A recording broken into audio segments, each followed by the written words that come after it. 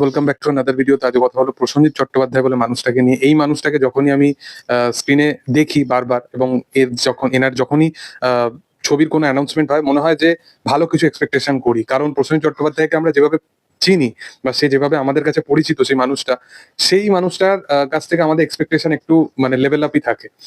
But বেশ কিছু বছর হয়ে গেছে প্রসেনজিৎ চট্টোপাধ্যায়কে কিন্তু মাস অবতারে বা অ্যাকশন ধর্মীয় ছবি করতে কিন্তু আমরা দেখিনি। এবার তোমরা সকলেই জানো যে প্রসেনজিৎ চট্টোপাধ্যায় মানেই মাস ফিল্ম। সে একটা টাইম ছিল যখন কমার্শিয়াল জনারটাকে পুরো একা টেনে নিয়ে গেছিল, এবং সেই কারণেই সেই লেগেসিটাকে মেনটেন করার জন্য অন্যান্য সুপারস্টাররা সেই জিনিসটাকে আরো সেটাকে বলতে পারো আর ব্রেড অ্যান্ড বাটার হিসাবে সেই জিনিসটাকে আরো করছে। বাট প্রসেনজিৎ চট্টোপাধ্যায়ের যে লেগেসি, সেটা মানে মানে কখনোই সেই জিনিসটাকে বাংলার সিনেমার ইতিহাসে সেই জিনিসটাকে না বলে থাকা যাবে না। এটাই হচ্ছে ব্যাপার, এটা তো তোমরা জানোই। এবং তার আপকামিং ছবি দেবী চৌধুরানী, তার যে সামান্য ক্লিপগুলো আমরা দেখতে পাচ্ছি, যেখানেতে আমরা নানান রকমের সেই মাস অবতার বা সামান্য অ্যাকশন করতে আমরা তাকে দেখতে পাচ্ছি, সেই জিনিসটা দেখেই কিন্তু অডিয়েন্স অনেক রকমের খুশি হয়ে গেছে।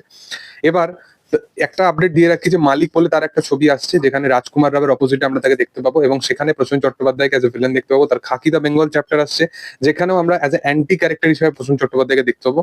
প্রসেনজিৎ চট্টোপাধ্যায়ের কাছে এখন মেন প্রাধান্যতা এটাই যে সে নিজেকে ভালো পারফর্মার হিসাবে অডিয়েন্সের কাছে প্রেজেন্ট করতে চায়। বাট তার কাছে যে অ্যাকশন মানে যে যেরকমই সে ছবি করবে সেরকম কিন্তু নয়। সে যা তার ছবির সাথে কিন্তু এখন অ্যাসোসিয়েট হতে চায় না। এটা কিন্তু পুরোপুরি তার ইন্টেনশন দেখে বোঝা যায়। এবার প্রসেনজিৎ চট্টোপাধ্যায়ের ফাইনালি গতকালকে একটা নতুন ছবির একটা অ্যানাউন্সমেন্ট হয়েছে, এবং ছবিটা কাকাবাবু ফ্র্যাঞ্চাইজেরই একটা ছবি, এবং এসবিএফ এর তরফ থেকে ক্রিসমাসে আসছে।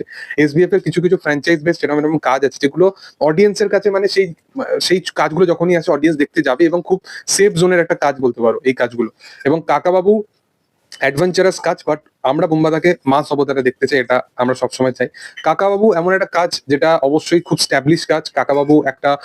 কাকাবাবুর একটা অডিয়েন্স আছে, প্রসেনজিৎ চট্টোপাধ্যায়ের তো আছেই, এবং সেটা চলবেই, মানে ক্রিসমাসের সময় সেটা চলবেই। বাট এইবারে প্রবলেম এটা হয়ে দাঁড়িয়েছে যে প্রসেনজিৎ চট্টোপাধ্যায়ের কাকাবাবু হচ্ছে, বাট সৃজিত মুখার্জি পরিচালক হিসাবে কিন্তু আমরা সৃজিত মুখার্জিকে এবারে আর পাবো না। সৃজিত মুখার্জি ক্রিসমাসের সময় সম্ভবত অন্য কোনো কাজ নিয়ে আসছে, কারণ এসবিএফ এর যে রঘু ডাকাতের সময় যে মুহূর্তটা চলছিল, তখন একটা তারা দেব এবং সৃজিত মুখার্জির মধ্যে একটা চিটচ্যাট চলছিল, এবং সেখানে সে জানায় যে কিরে দুর্গাপুজোর সময় আমি ছবি নিয়ে আসবো। তো দেব সৃজিত মুখার্জিকে বলে না, তুমি ক্রিসমাসের সময় নিয়ে আসবে। তো সৃজিত মুখার্জি সম্ভবত অন্য প্রোডাকশন হাউসের মাধ্যম দিয়ে তার অন্য কোনো ছবি আসতে চলেছে, বাট এসবিএফ এর তরফ থেকে ক্রিসমাসে কিন্তু কাকাবাবু আসতে চলেছে। এবং আমি বিশালভাবে এক্সাইটেড আছি কাকাবাবু নিয়ে, অবশ্যই। কারণ কাকাবাবুর যে গল্পটা আসতে চলেছে সেটা খুবই একটা বলতে পারো ইন্টেন্স এবং খুবই দুর্দান্ত মাফিক একটা গল্প। সন্তুর ক্যারেক্টারটাকে অবশ্যই মনে হয় আরিয়ান এবারে প্লে করছে না, আরিয়ানের জায়গায় অন্য কাউকে কাস্ট করা হয়েছে।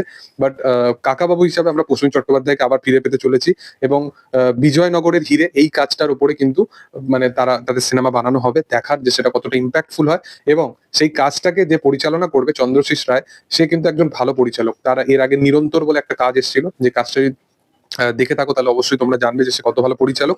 তো তার কাজ আসতে চলেছে, এবং প্রসেনজিৎ চট্টোপাধ্যায়ের সাথে সে এর আগেও কাজ করেছে। তো আশা করবো যে এই কাকাবাবু কাজটা খুব ইম্প্যাক্ট একটা ফেলতে পারবে অডিয়েন্সের মাধ্যম দিয়ে। বাট সেই মাস অবতারে বোম্বাদাকে কবে এসবিএফ নিয়ে আসবে সেটাই হচ্ছে ব্যাপার। যাক, তোমাদের কি বক্তব্য বিষয়বস্তু নিয়ে অবশ্যই কমেন্টে জানাতে পারো। ভিডিও ভালো লাগলে অবশ্যই লাইক, শেয়ার এন্ড সাবস্ক্রাইব করে দিও। Thank you all, by.